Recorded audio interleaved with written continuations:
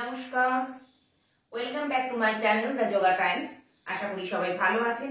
আজকে আমি নিয়ে এসেছি যে সমস্ত মহিলা, বাচ্চা মেয়ে যারা সবে পিরিয়ড শুরু হয়েছে এবং যাদের 40 থেকে 45-এর মধ্যে পিরিয়ড শেষ হওয়ার সময়, সেই সময় যে অত্যধিক পেটের যন্ত্রণা, প্রচন্ড কষ্ট পাওয়া, তার থেকে কিভাবে মুক্তি পাওয়া যায়। এছাড়াও যে সময়ে আমাদের মেনোপজাল সিস্টেম শুরু হয় তার আগে থেকে নানা রকমের সিমটমস দেখা দেয়। অর্থাৎ দেখা যায় যেমন প্রথম শুরু হওয়ার সময় মেয়ে বাচ্চাদের বেশ অতিরিক্ত ঋতুস্রাব অর্থাৎ ব্লিডিং হয় অতিরিক্ত, ঠিক তেমনি যাদের পিরিয়ড শেষ হওয়ার মুহূর্তে তাদেরও কিন্তু এরকম প্রচন্ড ব্লিডিং হওয়ার পরে প্রচন্ড পেটের ব্যথা, কোমরের যন্ত্রণা, অনেক সময় দেখা যায় যে তাদের রক্তাল্পতা দেখা দেয়। সেটা যে সময় বাচ্চাদের শুরু হয় সেক্ষেত্রেও দেখা দেয় বাচ্চাদের অতিরিক্ত ব্লিডিং হওয়ার ফলে রক্তাল্পতা অর্থাৎ অ্যানিমিক হওয়া।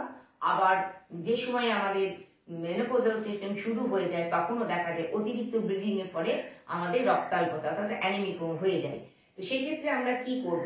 শুধুমাত্র এক্সারসাইজ করা নয়, খাওয়া দাওয়ার দিকেও নজর দিতে হবে।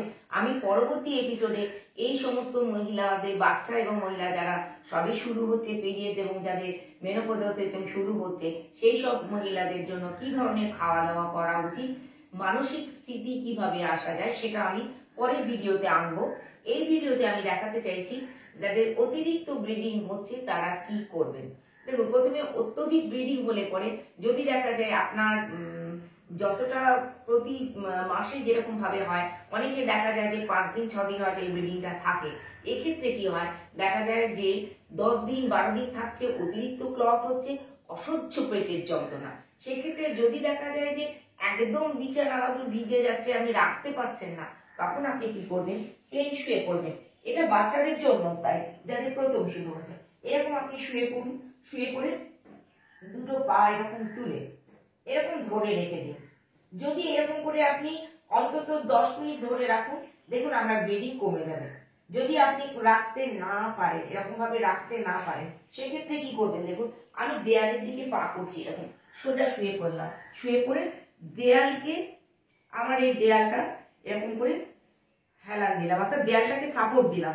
দেয়ালটা সাপোর্ট নিয়ে আমি এরকম, যদি এখানে এরকম ভাবে আপনি আধ ঘন্টা 1 ঘন্টা থাকতেই পারবেন, কোনো কাজ নেই, শরীরে ভীষণ দুর্বলতা, আপনি এরকম পা তুলে বসে থাকুন। এইটা যদি করতে পারেন তাহলে দেখা যাবে আপনার ব্লিডিংটা কমে গেছে। এটা একটা করতে পারেন, এটা বাচ্চারাও করতে পারবেন। এটা এছাড়াও যারা করতে পারবেন ওই সময় আপনাদের কোনো সমস্যা হচ্ছে না বা শরীর নিচ্ছে, সেক্ষেত্রে আমরা কি করব? বিপরীতকরণ অত্যন্ত উপকারী একটা আসন। এই পিরিয়ড হওয়ার সময় যাদের অতিরিক্ত ব্লিডিং হচ্ছে, অতিরিক্ত ব্লিডিং হলে পরে আপনি কি করবেন? একটু পাটা যদি সোজাভাবে তুলতে পারেন তো খুব ভালো, যদি তুলতে না পারেন দুটো পা এরকম ভাঁজ করে নিন, কোমরটা এরকম করে আস্তে আস্তে একটু তুলে এরকম কোমরটা রাখুন।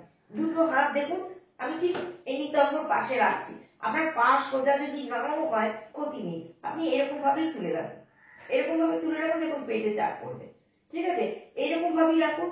আপনার যদি এইরকম ভাবে রাখার ক্ষমতা না থাকে, আপনি পাটাকে একটু ভাঁজ করে এরকম ভাবে ধরে প্রথমে 1 থেকে 10 গুলে আস্তে আস্তে আপনি নামিয়ে দিলেন। পরের বার আবার চেষ্টা করুন, এইভাবেই তুলুন। তুলে আপনি 15 থেকে 20 বার এটা রাখার চেষ্টা করুন এরকম ভাবে।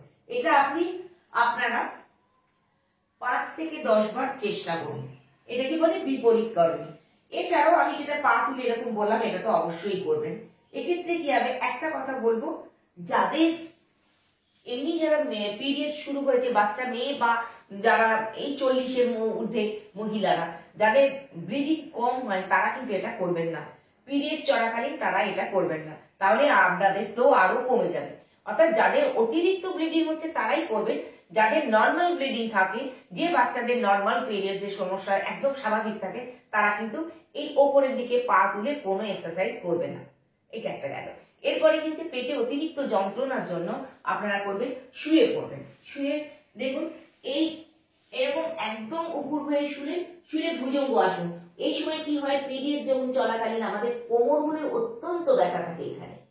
সেক্ষেত্রে আমরা এরকম দুটো পা রেখে একটু একটু করে তুলুন। যদি আপনার কনুই ভাঁজ করতে কষ্ট হয় আপনি ছেড়ে দিন, কনুইটা অল্প ভাঁজ করুন, হাতের সঙ্গে লাগাতে হবে না। এখন তার আপনি আসন করছেন না, আপনার শরীর ঠিক করছেন, সেক্ষেত্রে আপনি একটু একটু করে এরকম করে তুলে চাপ দিন, এরকম করে রাখুন। 5 6 7 দেখুন আমি গোড়ালিও খুলে রেখেছি, কারণ এই সময় কোমর প্রচন্ড শক্ত থাকে। এখন এরকম করে রাখা যাবে না, তো আপনি এরকম করে খুলে একটু একটু করে চাপ দিন, এইভাবে চাপ দিন, আবার নামুন।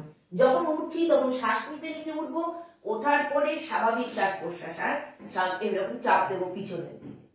এটা একটা করলাম, এটা করলে আপনার খুবই আরাম হবে আপনাদের, আর কোমরের ফ্লেক্সিবিলিটি একটু থাকবে, কারণ প্রচন্ড কোমরে ব্যথা করে শক্ত হয়ে যায় পুরো পড়লে পরে। ঠিক এরপরেই করবো আমরা, দেখুন, কোমর বন্ধনী বা সেতু আসন। এইটা কিন্তু প্রত্যেকে যাদের পিরিয়ড এমনি নর্মাল হয় তারাও করবেন, প্রত্যেকে যাদের কোমরে ব্যথা হয়, পেটে যন্ত্রণা করে, প্রত্যেকেই এই এক্সারসাইজ গুলো করবেন, শুধু ওই ওপরে পা তোলা বাদ দিয়ে। তো আমরা এরকম ধরে রেখেছি, যাদের সম্ভব তারা পায়ের গোড়ালি ধরে রাখুন, ধরে রেখে শ্বাস নিতে নিতে উঠে একদম কোমরটা এরকম তুলে রাখুন। আমার দেখুন কাঁধ শুধু মাটিতে, বাকি আমার পুরো শরীর উঠিয়ে দিয়েছি, পিঠ পর্যন্ত তোলা, এরকম করে ধরে রাখুন। আর কোমর আপনার নিতম্বটাকে অর্থাৎ বাটারটাকে আপনি চেপে শক্ত করে ধরে রাখুন, এরকম ধরে রাখুন। 1 2 3 4 5 এইভাবে আপনি 10 গুনলেন, আবার সাথে সাথে নামাবেন, আবার করলেন 10-এর পরে আপনি চেষ্টা করুন 15 রাখতে পারেন কিনা, এরকম ভাবে তুলে আবার নামান। এইটা আপনারা 8 থেকে 10 বার করুন, করলে পরে দেখবেন কোমরে প্রচন্ড আরাম পাবেন, পেটের ব্যথা কমবে। এইটা যদি আপনারা করতে পারেন আপনাদের পিরিয়ড চলাকালীন সমস্যা অনেকটাই কমবে, অত্যন্ত ব্লিডিং হওয়া সেটাও কমবে। এছাড়াও আমরা করবো ধনুরাসন করার চেষ্টা করব। ধনুরাসনটা প্রত্যেকেই করবে, যেমন শুয়ে, আমরা জানি ধনুরাসন সকলে এরকম শুয়ে পড়বো, ওপর হয়ে শুয়ে পা দুটো যারা পারেন না তারা দুটো পা এতটা ফাঁক রেখে দিন, ঠিক আছে, এতটা গ্যাপ। আমি এরকম রাখতে পারি, কিন্তু আমি আপনাদের জন্য দেখাচ্ছি দুটো পা ফাঁক।